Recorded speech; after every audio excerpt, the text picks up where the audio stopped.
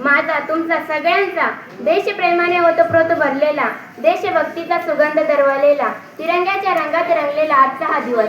आजच्या या मंगलमय पावन दिनाच्या कार्यक्रमाचे माननीय अध्यक्ष, उपस्थित मान्यवर, आदरणीय गुरुजन वर्ग, उज्ज्वल भारताचे देशदूत आणि माझे मित्रमैत्रिणींनो, वंदन करते त्या वीरांना जे झाले देशासाठी शहीद अमर.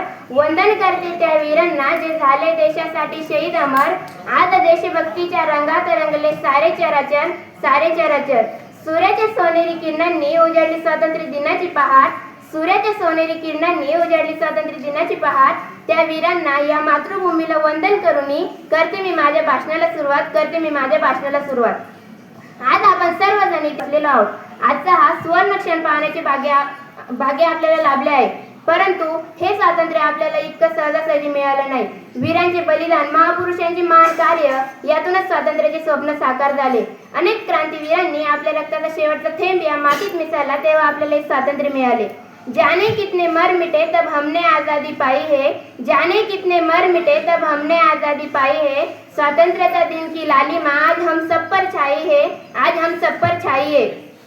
परंतु आज मागे वळून पाहताना मनाला एक भयंकर प्रश्न पडतो की आपण या स्वातंत्र्याचं नक्की केलं काय. झाशीच्या राणीच्या तलवारीची धार, शेवटची गोळी शिल्लक असताना आझादांनी स्वतःवर झाडलेला प्रार.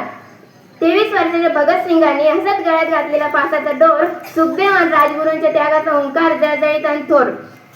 अनेक क्रांतीवीरांनी दिली प्राणांची आहुती आणि भारत मातेच्या रक्षणासाठी पेटवली अखंड क्रांतीची ज्योती. परंतु आज तीच क्रांतीची ज्योती विझताना दिसत आहे. आजचा युवक, ज्याच्यावर जिम्मेदारी आहे राष्ट्र निर्माणाची, या देशाला पुढे नेण्याची, तोच युवक आज सोशल मीडियावर वेळ वाया घालवताना दिसत आहे. आज काही देशविघातक शक्ती, समाजविघातक व्यक्ती तरुणाईला हाताशी धरून त्यांना वेगवेगळे आमिषे दाखवून व्यसनांचे अधीन बनवत आहेत.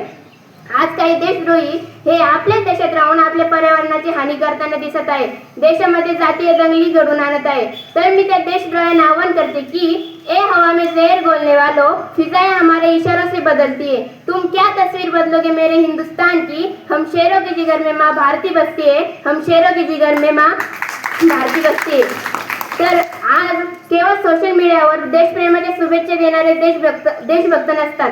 केवळ देशप्रेमाबद्दल मोठमोठी भाषणे देणारे आणि मोठमोठ्याने घोषणा देणारे देशभक्त नसतात. तर आज देशभक्त म्हणायचं तर नक्की कोणाला. तर स्वातंत्र्याच्या आधीचे भगतसिंग, राजगुरू, सुखदेव, झाशीची राणी यासारख्या अनेक क्रांतीवीरांना, महापुरुषांना आपण देशभक्त म्हणतो.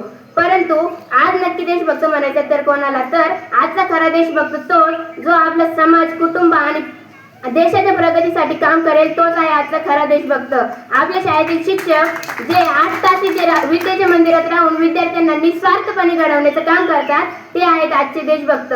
एक शेतकरी, जगाचा पोशिंदा, जो स्वतः उपाशी राहून जगाचं पोट भरतो, तो आहे आजचा खरा देशभक्त. एक सैनिक जो सीमेवर स्वतःच्या जीवाची पर्वा न करता या देशाचं रक्षण करत असतो, तो आहे आजचा खरा देशभक्त. आणि आजचा तरुण जो दुसऱ्यांना त्रास देऊ नये तर स्वतः कष्ट करून या देशाच्या प्रगतीसाठी काम करतो, तो आहे आजचा खरा देशभक्त. आणि हो, देशभक्ती केवळ शब्दात नसून आपल्या कृतीत दिसली पाहिजे. आज आपल्या देशाचं राष्ट्र निर्माण तेव्हाच शक्य होईल जेव्हा प्रत्येक शेतकऱ्याला कर्जमाफी मिळेल. आज आपल्या देशाचं राष्ट्र निर्माण तेव्हाच शक्य होईल जेव्हा परीक्षेचे पेपर लीक होणार नाही आणि युवकांचं भविष्य उद्ध्वस्त होणार नाही आणि विद्यार्थ्यांना व युवकांना आपल्या शिक्षणासाठी, आपल्या हक्कासाठी आंदोलने करावी लागणार नाही. आज जे तरुण नैराश्यात अडकले आहेत, थोड्या अपयशाने खचले आहेत, त्यांच्यासाठी उठा, जागे व्हा आणि धैर्य प्राप्तीशिवाय थांबू नका. हा स्वामी विवेकानंदांचा विचार फार मोलाचा आहे.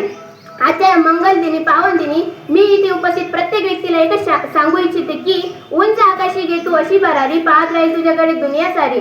उंच आकाशी घे तू अशी भरारी, पाहत राहील तुझ्याकडे दुनिया सारी. कमी दे तू मने ठाणू नको, थोड्या याच्यावर समाधान मानू नको. कमी दे तू मने ठाणू नको, थोड्या याच्यावर समाधान मानू नको. कारण अतिउच्च ध्येयासह बांधली यशाची दोरी, अतिउच्च ध्येयासह बांधली यशाची दोरी. धन्यवाद. जय हिंद.